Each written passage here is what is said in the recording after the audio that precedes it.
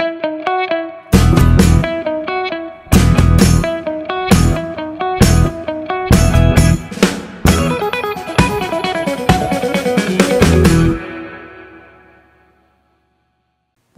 ang Panginoon, mga minamahal kong taga-subaybay. Muli ay maraming salamat po sa inyong pag-antabay sa mga serye ng ating palatuntunang Defend the Faith dito po sa Emmanuel TV Network. Ako po si Brother Marco C. Evangelista, nag-aanyaya sa inyo na muli tayong magsuri, mag-aral, at magtanggol ng ating pananampalatayang Katoliko. Sa pagkakataon pong ito, mga minamahal kong taga-subaybay, ay atin pong bibigyang pansin ang isang dogma ng ating mahal na Inang Maria, at ito po ay patungkol sa kanyang karangalan, sa kanyang titulo bilang Theotokos, o sa ibang salita ay Ina ng Diyos, Mother of God. Sa atin pong pananampalataya sa Santa Iglesia Katolika, talaga po namang ikinagagalak natin na ipahayag na ang Birheng Maria na pinili ng Diyos ay tawagin nating Ina ng Diyos. Kaya nga po sa pagdarasal natin, pag-usal natin ng Santo Rosario, sa ikalawang bahagi nito ay binabanggit natin, Holy Mary, Mother of God, pray for us sinners, now and at the hour of our death. Amen. At napakagandang pananampalataya ito, sapagkat ipinapahayag din natin ang dakilang karangalan, ang dakilang pagkilala natin na yung anak ni Maria na si Jesus ay tunay na Diyos. Unfortunately, ay lagi namang ganon, may mga ibang pananampalataya, may mga ibang umusbong na simbahan, kinokontra po itong ating dogmang ito na si Maria ay Ina ng Diyos. Number 1 na po dyan, dito sa ating bansa sa Pilipinas, ay ang isang grupo na papangalanan po nating Iglesia ni Cristo 1914 na itinatag ni Ginoong Felix Manalo noon pong July 27, 1914. Kaya every time na tinutukoy ko po ang Iglesia ni Cristo, I make it sure na nakalagay po yung year of establishment. Kasi itinayo po ito 1914. Kaya marapat banggitin, Iglesia ni Cristo 1914. Now, ano po ang nais nating ipunto sa pagkakataong ito, mga mahal kong taga-subaybay? Sasagutin po natin yung kanilang pag-question sa ating dogma. Si Maria, hindi pwedeng ituring na Ina ng Diyos. Sa ilang bahagi ng ating pagsasaya palatuntunan, ay ibibigay ko po sa inyo yung ating mga referensya. Hindi ho tayo aatake, hindi ho tayo gagawa ng ibang kwento, kundi sasagot lamang po doon sa kanilang mga aral laban sa ating aral. So, paliwanagan po ang ibig kong tukuyin. Pero alam po ba ninyo mga taga-subaybay, ito pong pagkontra nila na si Mama Mary ay hindi dapat tawaging Ina ng Diyos, hindi na po ito bago. Hindi na po bago. Sapagkat matagal, daang taon na po ang nakaraan, meron na pong nangyaring paliwanagan ang simbahan at ang mga heretiko tungkol po sa karangalang ito ng mahal na Ina, Maria bilang Theotokos or Mother of God. Sino po yung naging pinaka-prominente? Ay alam nyo po, hindi nanggaling sa labas. Hindi ho outsider. Ang pinaka-prominente po na kumontra sa aral ng simbahan na si Maria ay Ina ng Diyos ay isa pong patriarka. No? Patriarka at ito po ay sa lugar ng Constantinople. Ang kanya pong pangalan ay si Nestorius. Pag sinabi pong patriarka, obispo. Ano po ang sabi ni Nestorius? Ang sabi niya, let no man call Mary Theotokos, for Mary was only a woman and God cannot be born of a woman. So ito po yung stand ni Nestorius, ang patriarka ng Constantinople. At ang sabi niya maliwanag, hindi pwedeng tawaging ina ng Diyos si Maria sapagkat kailanman hindi pwedeng ipanganak ng isang nilalang ang lumalang. Kaya naman po sa kasaysayan ng ating Santa Iglesia, ito pong stand ni Nestorius ay tinindigan po at nilabanan ni San Cirilio, patriarka ng Alexandria.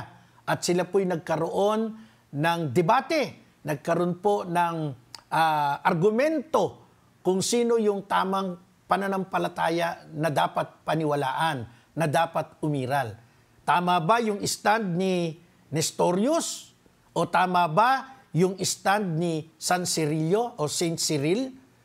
Ang nangyari po sa loob ng simbahan, noon pong konseho ng Efeso ay nagkaroon ng disposisyon, nagkaroon ng final decision ng simbahan batay sa mga theological studies and arguments na si Mama Mary ay karapat-dapat tawaging Mother of God. At ito po yung nangyari, na-settle noon pong June 22, 431, Council of Ephesus. Aba, hindi pala bago yan, ano? 431 sa konseho ng Efeso. At diniklara po ng simbahan, Holy Mary, Virgin, is the Mother of God. Is the Mother of God. Since she begot according to the flesh, the Word of God made flesh. At kapag hindi mo kinilalang Mary is Mother of God, let him be anathema. Anong ibig sabihin ng let him be anathema? Siya daw po ay itatakwil. Siya po ay ititiwalag. Kaya sa konseho pong ito ng Efeso noong 431 AD ay naging matibay po ang dogma, naging matibay po ang doktrina, naging matibay po ang pananampalataya ng Santa Iglesia Katolika na ang Birheng Maria ay karapat-dapat tawaging ina ng Diyos. At sa mga paglipas ng panahon, meron po tayong naging katisismo at sa katisismo ng Iglesia Katolika, sa kanya pong compendium, hayaan niyo pong basahin ko sa inyo, sa number 95 ay ganito po ang isinasabi. Si Maria, ang mahal na birhen, ay tunay na ina ng Diyos dahil siya ang ina ni Jesus.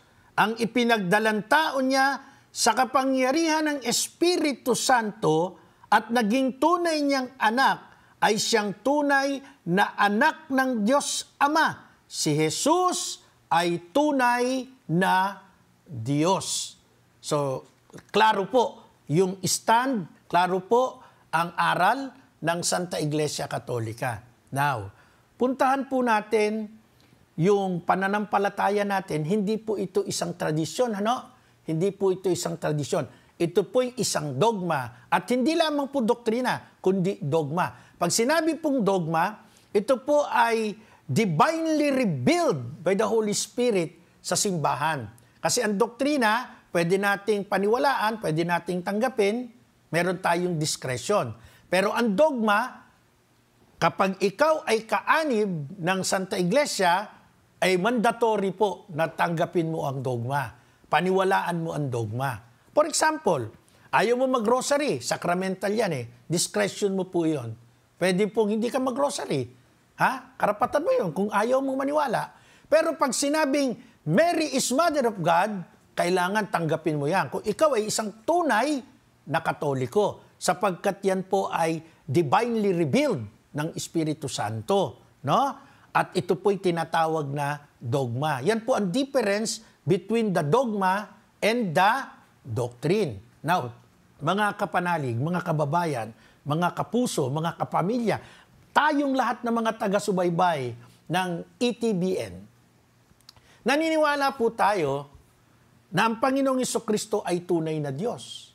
At maliwanag po yung sinasabi ng ating katisismo ng Iglesia Katolika, number 464. Ano po ang sabi ng ating katisismo sa kanyang bilang 464? Babasahin ko po sa inyo. Maliwanag po. Si Jesucristo ay tunay na Diyos at tunay na tao. Ang katotohanan ito ng pananampalataya ay ipinagsasanggalang at ipinaliwanag ng Santa Iglesia nung unang mga dantaon laban sa mga heretiko o kamaliang nagtuturo ng huwad na aral. Maliwanag po, klaro, selyado sa katisismo ng Iglesia Katolika, si Jesucristo ay tunay na Diyos at tunay na tao. Now, ito po bang Jesus na ito na tunay na tao at tunay na Diyos? Pwede po bang magkaroon ng pagsasama yung komposisyon ng dalawang kalikasan? Opo, yan po'y nilinaw din ng ating pananampalataya at ito po'y atin muling makikita sa katisismo ng Iglesia Katolika bilang 481. Ano naman po ang sabi ng katisismo 481? Basahin ko po sa inyo, mga mahal kong taga-subaybay. Na kay Hesukristo, ang dalawang kalikasang pagka-Diyos at pagkatao magkaugnay at magkaisa sa persona ng anak ng Diyos. Ganun pala. Si Jesus ay hindi lamang po tao, hindi tao lang. Si Jesus ay totoong tao, totoong Diyos. At hindi ho 50-50. Baka ma-misinterpret tayo. Hindi ho 50% na human, 50% divine. Kundi sa halip ay 100% human, 100% divine. Yan po yung dalawang kalikasan ng ating Panginoong Jesucristo in one hypostasis. Ano po yung ibig sabihin ng one hypostasis?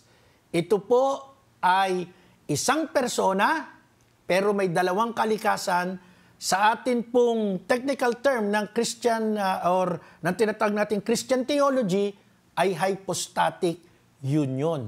No? Hindi po pwedeng maghiwalay. Hindi po pwedeng tao lang si Jesus or Diyos lang si Jesus. Sapagkat pag ganun po, ay magiging heretiko po ang ating pananampalataya o yung ating paniniwala. So, kanina nabanggit ko po yung tungkol sa isang grupo, isang sulpot na simbahan sa Pilipinas na itinayo ni Ginoong Felix Manalo, ang Iglesia ni Cristo 1914. Sa kanila po ay meron silang aral na nire-refute yung ating doktrina, yung ating dogma.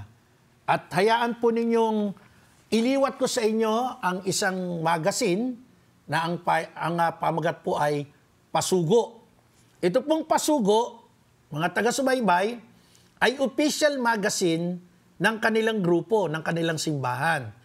Ang kanilang mga aral, dito po nakalagay.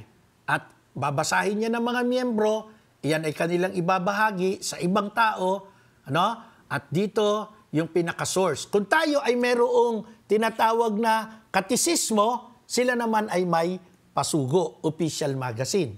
So ano po ang nakalagay dito sa kanilang babasahing Pasugo? Ito po ay inilathala bilang referensya po natin sa ating pagtalakay ngayon, November-December 1989. November-December 1989 issue sa kanya pong pahina 29. Ito po yung title. Makikita naman natin sa screen. Ang title po ay Theotokos. Ano po yung bahagi ng artikulong ito? Ito po, ganito kalinaw ang kanilang deklarasyon. Mali ang Iglesia Katolika sa kanyang pagtuturo na si Maria ay ina ng Diyos sapagkat si Jesus na kanyang anak ay tao. Ang pagkilala kay Maria na ina ni Jesus ay dapat na masang-ayon sa nakasulat at itinuturo ng Biblia. So, kung tayo po'y makakahawak ng babasahin na ito, at ikaw po'y Katoliko, Nagugulat ka siguro, magugulat ka. Mali ang Iglesia Katolika. Bakit daw po mali?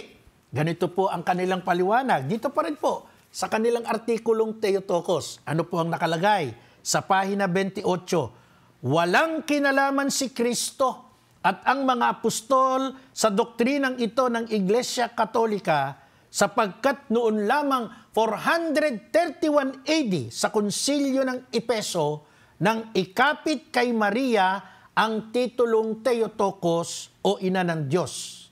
Noon ay matagal nang patay ang mga apostol at matagal na ring nakaakyat sa langit si Jesus. Kaugnay nito, mali ang Iglesia Katolika sa kanyang aral na si Maria ay ina ng Diyos. Marami pa po tayong dapat na pag-aralan, marami pa po tayong dapat na saliksikin, marami pa po tayong dapat na ipaliwanag. Kaya kayo po ay inaanyayahan ko sa mga serye ng ating video, kaugnay po sa topic na ito ng Theotokos or Mother of God, subaybayan nyo po, antabayanan nyo po, dito po sa ating Emmanuel TV Network. For the meantime, ako po ay pansumandaling magpapaalam. Subaybayan niyo po ang mga serye ng ating video. Maraming salamat po. Ako po si Brother Marco Evangelista nagsasabing, ang Diyos ay sumasa atin, Emmanuel.